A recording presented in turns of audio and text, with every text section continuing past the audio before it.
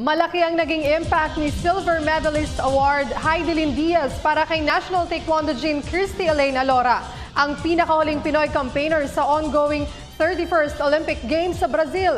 Nagbabalik si Arian Malyare para sa detalye. Saving the best for last. Ito ang paniniwala ni National Taekwondo Jin Christy Elaine Alora bilang pinakahuling Pinoy campaigner sa ongoing 31st Summer Olympics sa Brazil. Si Alora ay kakampanya sa women's above 67 kg event ng Olympiad sa August 20, katapat si Maria Espinoza ng Mexico na former gold medalist noong 2008 Beijing Games.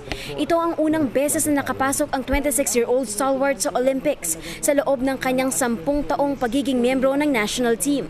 Sa exclusive phone interview ng PTV Sports, inamin ni Alora na hindi niya ituturing na disadvantage para sa kanya ang kredensyal ng kalaban.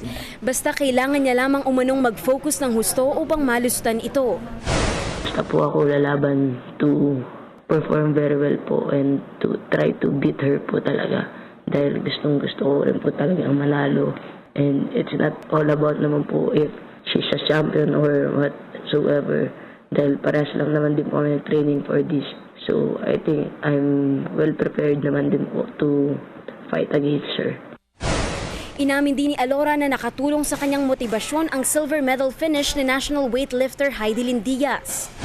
After po nung nanalo si Heidelin ng silver, siyempre po she inspired me a lot po. Dahil siyempre I want to have medal din po talaga. So yun naman po talaga yung ina-aim ko, to have a medal.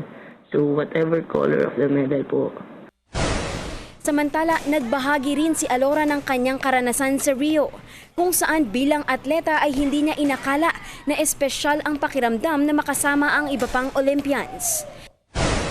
Sobrang special po dahil yung tingin ng tao sa iyo is like a different athlete po talaga na parang one of the best ka po talaga, mafe-feel mo na yun talaga yung tingin nila sa iyo.